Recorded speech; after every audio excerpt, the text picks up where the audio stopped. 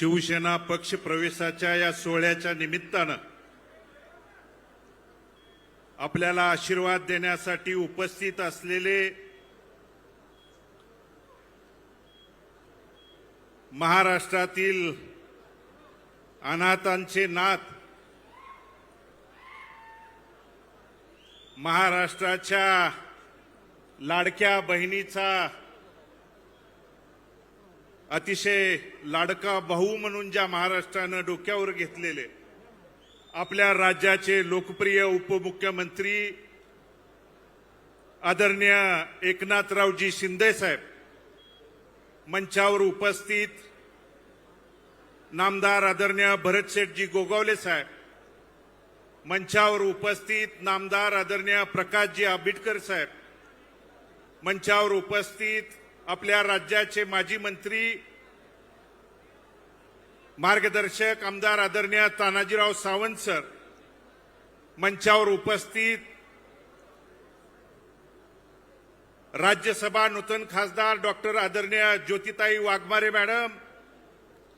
उपस्थित खासदार आदरणीय धैर्यशील दादा माने, उपस्थित मार्गदर्शक आदरणीय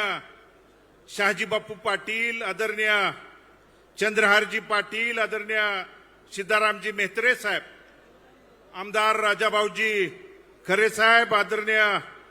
सहकारी मार्गदर्शक अमोल बापू शिंदे, साईनाथ भाऊ अभंगराव, चरणराजजी चौरे, संजय बाबा कोकाटे, शंकरांना धोंडगे, आज या पक्ष प्रवेश सोहळ्याच्या निमित्तानं माझे सहकारी अनिलदादा सावंत, या नगरीच्या नगराध्यक्षा, उपस्थित आपल्यासोबत प्रवेश करणारे सर्व सन्माननीय नगरसेवक, सन्माननीय नगरसेविका, जिल्हा परिषद सदस्य, पंचायत समिती सदस्या, पंढरपूर आणि मंगळवेढा तालुक्यातील तमाम भारत नानांच्या विचारावरती प्रेम करणारे, प्रत्येक गावातील वडीलधारी प्रमुख पदाधिकारी, गावचे सरपंच, आजी माजी पदाधिकारी, प्रमुख लोक, उपस्थित प्रमुख संस्थांचे पदाधिकारी, सर्व वडीलधारी, उपस्थित मंचावर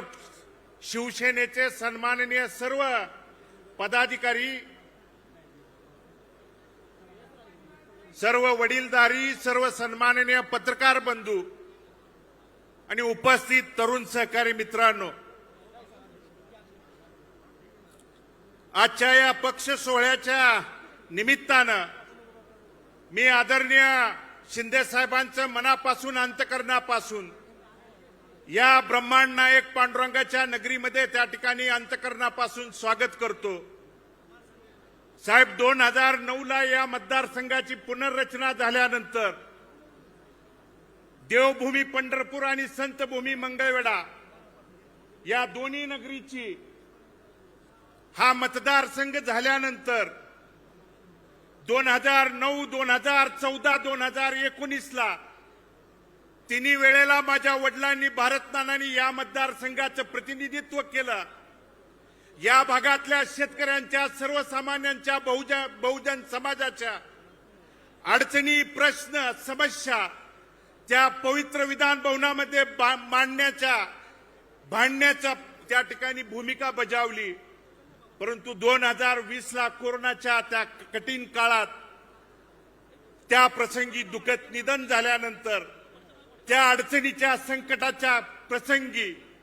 ज्यावेळी मतदारसंघावरती प्रतिकूल परिस्थिती, अडचणीची परिस्थिती, माझ्या कुटुंबावरती संकटाची, अडचणीची परिस्थिती त्या दरम्यान आली. मग झालेली पोटनिवडणूक असेल, त्यानंतर साहेब 2024ला झालेली निवडणूक असेल, पोटनिवडणुकीला साहेब 3700 मतांनी मला पराभवाला त्या ठिकाणी सामोरं जावं लागलं. पराभवाला सामोरं जावं लागल्यानंतर राज्यातल्या प्रत्येक नेते मंडळींच्याकडे या मतदारसंघातल्या, तालुक्यातला प्रत्येक प्रश्न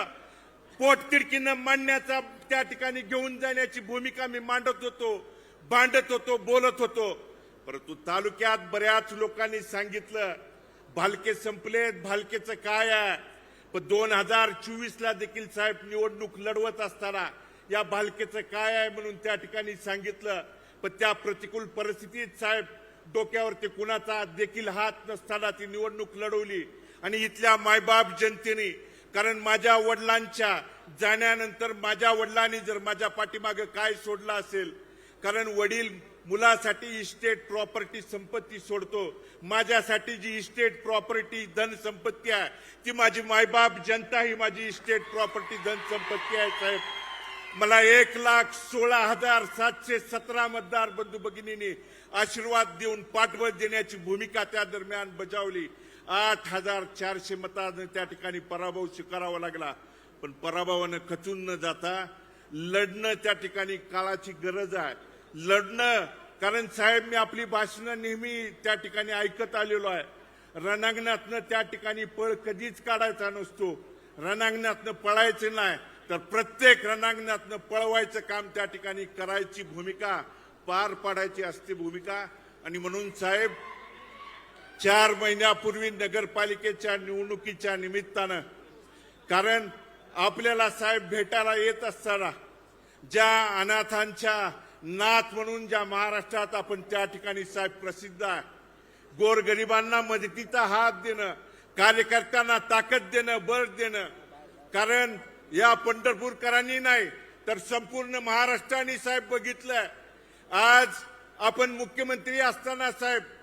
पंढरपूरकरच नाही तर संपूर्ण महाराष्ट्र बघत होता. आषाढी वारीला साहेब इतिहासात अनेक मुख्यमंत्री साहेब आले, पण आपण एकमेव असे मुख्यमंत्री आहात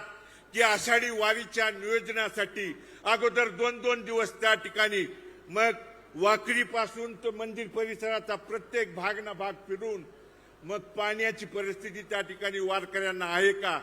पिण्याच्या पाण्याची सोय आहे का, त्याला सावली आहे का, त्याला कुठली गैरसोय आहे का, मुतारीची सोय आहे का, ही प्रत्येक गोष्ट बघणारा मुख्यमंत्री पंढरपूरकरांनी आणि महाराष्ट्राने, उभ्या महाराष्ट्राने साहेब पहिल्यांदा पंढरपूरच्या इतिहासामध्ये त्या ठिकाणी बघितला. आणि ती भूमिका पंढरपूरकरांनी त्या ठिकाणी अनुभवली आहे, बघितली आहे. आणि म्हणून 4 महिन्यापूर्वी साहेब निवडणुकीला सामोरं जात असताना ही आपली त्या ठिकाणी परवानगी घेऊन आपण सांगितलं, जा लढ, तुझ्या पाठीमागे मी खंबीरपणे उभा आहे म्हणून सांगितल्यानंतर मी इथल्या सगळ्या सहकार्यांना, कार्यकर्त्यांना सांगितलं होतं की आपण त्या ठिकाणी सक्षमतेने ही नगरपालिकेची निवडणूक लढवायची. आणि साहेब निवडणूक लढवत असताना आज जिल्ह्यात अशी परिस्थिती आहे साहेब, आमच्या विरोधात लढत असताना आमदार असतील, राज्याचा त्या ठिकाणी या जिल्ह्याचा पालकमंत्री गणपती मंडळाला आरतीला फिराव तसं साहेब गल्ली गल्ली बोळाबोळाने त्या ठिकाणी फिरत होता. या जिल्ह्यानं प्रत्येक तालुक्यात, प्रत्येक शहरात, प्रत्येक त्या ठिकाणी नगरपालिकेला बघितलंय, येऊन त्या ठिकाणी चौकात त्या ठिकाणी सांगत होता. माझ्या पत्नीला प्रश्न विचारत होता, मला विचारत होता की भालकेजी तुम्ही निवडून आल्यानंतर निधी कुठून आणणार आहे, तुम्ही निवडून आल्यानंतर त्या ठिकाणी निधीला माझ्याकडे यावं लागणार आहे. पण मी त्यांना ठामपणे त्यावेळी सांगितलं होतं, भारत नाना भालकेंच्या तालमीत तयार झालेलो होतं आम्ही त्या ठिकाणी कार्यकर्ते आहे, निधी कुठून आणणार आहे, अरे निधी देणारा हा माणूस आहे इथं बघ येऊन. आणि म्हणून निधी कुठून देणार आहे हा जो त्या ठिकाणी आविर्भाव आहे, गर्वाचा जो त्या ठिकाणी उन्माद आहे बंधूनो, पांडुरंगाच्या नगरीत ज्या ठिकाणी साधू संतांनी आपल्याला शिकवण दिली आहे त्या ठिकाणी अतिगर्वाचं जे त्या ठिकाणी जो चढलेला आहे ना, आज जिल्ह्यात प्रत्येक भागात गेल्यानंतर अशा पद्धतीची वर्तणूक, वागणूक त्या ठिकाणी आपल्या जिल्ह्यात राजकारणात, समाजकारणात दिली जाते. अरे शिंदे साहेबांनी मुख्यमंत्री असताना, उपमुख्यमंत्री असताना कधी पक्ष, पार्टी, जात पात, गट तट कधीच बघून त्या ठिकाणी निधीच्या बाबतीत कधी त्या ठिकाणी दिलं नाही. आणि म्हणून ती भूमिका बजावत असताना या गोष्टी त्या ठिकाणी जाणून बुजून काही अडचणी आणण्याचं, गुन्हे देखील दाखल करण्याची भूमिका त्या दरम्यान काही गोष्टी साहेब आमच्यावरती त्या ठिकाणी झालेल्या आहेत. आणि म्हणून या 3-4 महिन्याच्या कालावधीत साहेब आम्ही ज्या ज्यावेळी आपल्याला भेटलो त्यावेळी निधीच्या माध्यमातून, मग आदरणीय तानाजी सावंत सर असतील यांच्या माध्यमातून मी आपल्याला त्या ठिकाणी भेटलो की पंढरपूर नगर परिषदेच्या माध्यमातून साहेब नगराध्यक्ष आणि सर्व सन्माननीय नगरसेवक या ठिकाणी मंचावर आहेत. नगर परिषदेच्या प्रशासकीय इमारतीसाठी साहेब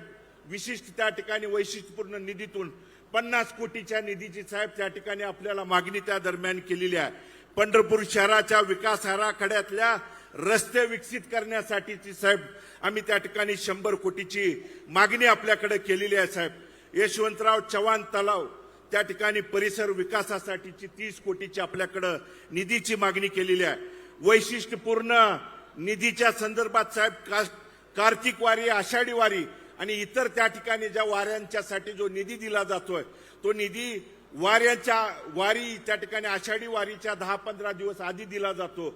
पाऊस काळात त्या ठिकाणी कामं झाल्यानंतर काही कामं त्या ठिकाणी निकृष्ट दर्जाची किंवा पाऊस काळात होत आहेत, त्यामुळे चुकीची त्या ठिकाणी कामं होऊ नये म्हणून जर आत्ता आम्हाला त्या ठिकाणी दिली तर ती चांगल्या पद्धतीची कामं होण्यासाठी साहेब आम्हाला त्या ठिकाणी ताबडतोब आपल्याला निधी त्या ठिकाणी द्यावा. GFRP जे शॉकप्रूफ पोल साहेब आम्ही त्या ठिकाणी आपल्याकडे मागणी केली की जेणेकरून शॉकप्रूफ पोल जे विजेचे त्या ठिकाणी शॉक लागून इथं जवळजवळ 25-30 लाख आषाढी त्या ठिकाणी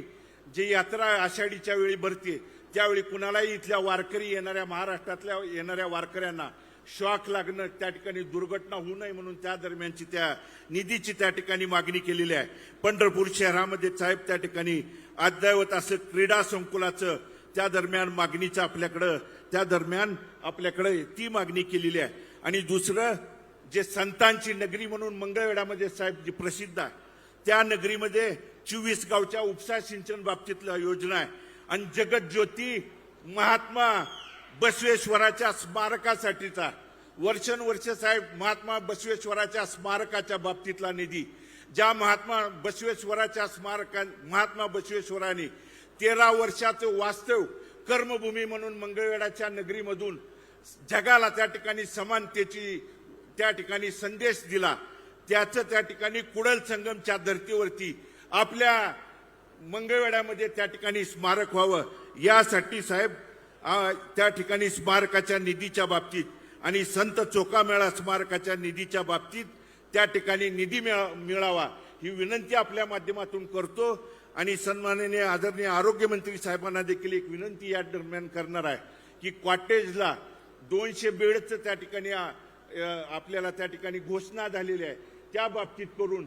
जे वाकरी पालखी तळावरती त्या ठिकाणी